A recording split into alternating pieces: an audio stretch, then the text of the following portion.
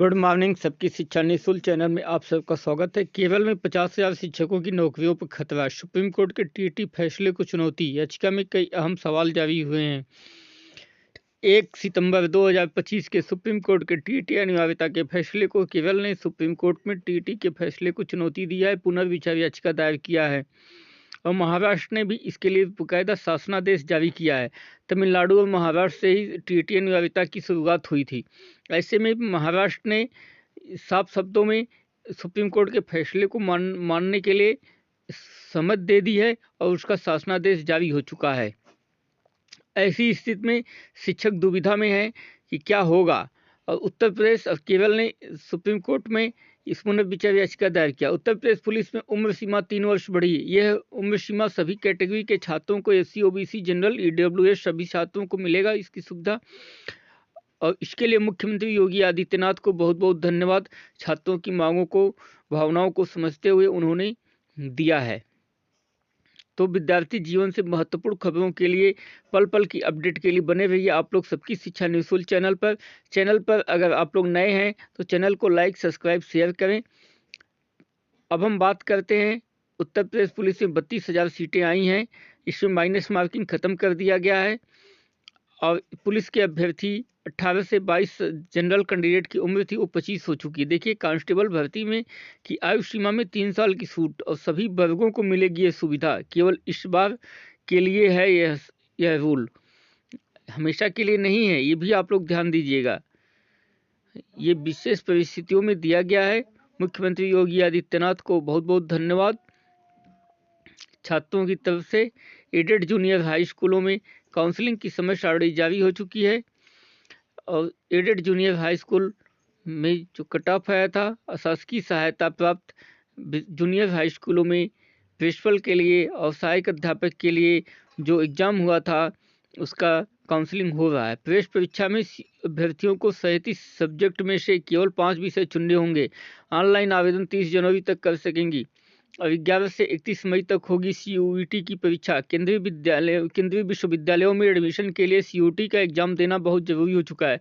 इसके तहत इलाहाबाद विश्वविद्यालय, बनारस हिंदू विश्वविद्यालय, दिल्ली यूनिवर्सिटी, जेएनयू, जितने भी देश में सेंट्रल यूनिवर्सिटीज़ हैं, अलीगढ़ मुस्लिम विश्वविद्यालय हुआ आपका, तो इन सब विश्वविद्यालयों में एडमिशन के लिए सीयूईटी के ही एग्जाम से ही होगा। 1 साल सुरक्षित रखनी होगी प्रैक्टिकल की कॉपियाँ यूपी बोर्ड का प्रैक्टिकल एग्जाम शुरू हो चुका है। परीक्षार्थियों के लिए शुरू की नई हेल्प डेस्क और इसके लिए साथ आप लोग अपना सहायता प्राप्त कर सकते हैं। यूपी बोर्ड इंटरमीडिएट परीक्षा के लिए जारी हो चुका है। और हम बात करते हैं, एसटीईटी का रिजल्ट आ चुका है। 2,56,000 अभ्यर्थियों को मिली है शिक्षक बनने की पात्रता।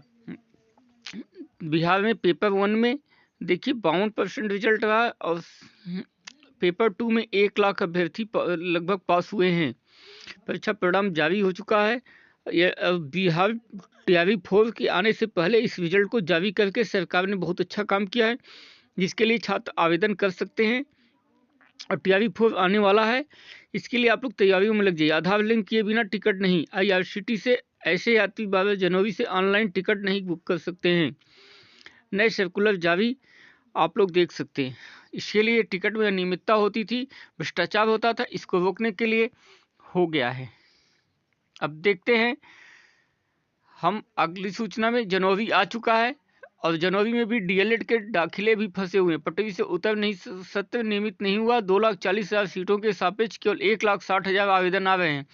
देखिए, डीएलएड को कोई पूछ नहीं रहा है, ये हालत है। 2 लाख सीट है उत्तर प्रदेश में, 1,60,000 आवेदन आए हैं।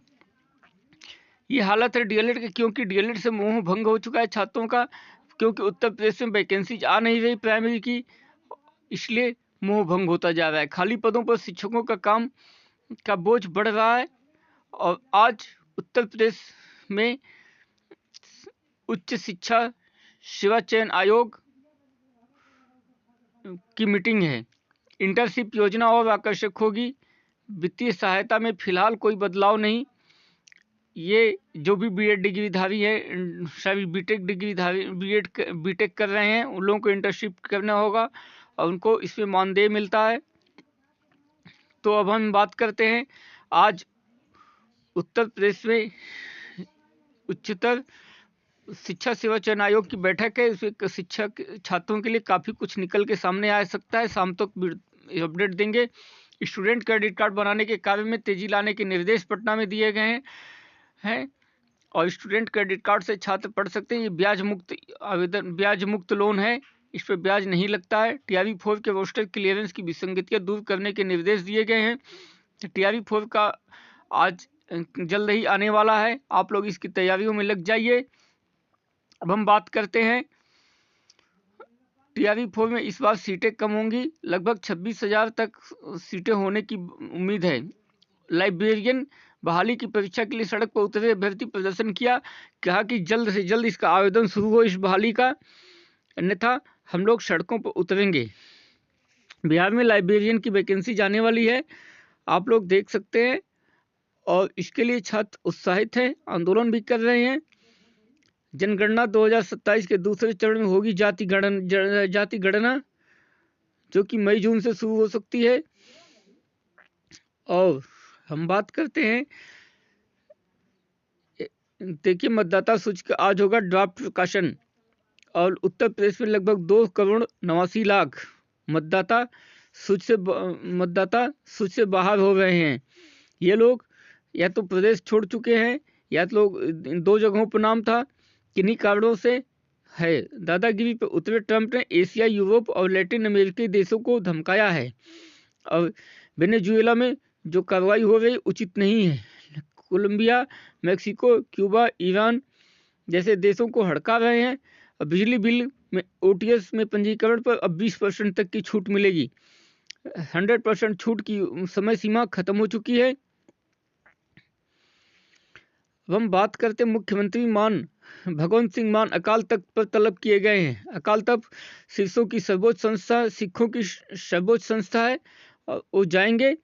शिक्षा आयोग की बैठक में आज हो सकता है TT स्थगन पर निर्णय, और TT के एग्जाम के लिए कुछ बड़ा अपडेट आ सकता है। अब हम बात करते हैं, पूरा वीडियो देखने के लिए बहुत बहुत धन्यवाद। चैनल को लाइक, सब्सक्राइब, शेयर करें। ये देखिए, अभ्युदय कोचिंग में पढ़ करके बनी assistant commandant. Abhyuday coaching Uttar Pradesh की बहुत महत्वपूर्ण योजना है, इसके लिए आप लोग कोचिंग फ्री में कर सकते हैं। अब हम अपनी बातों को समाप्त करते हैं।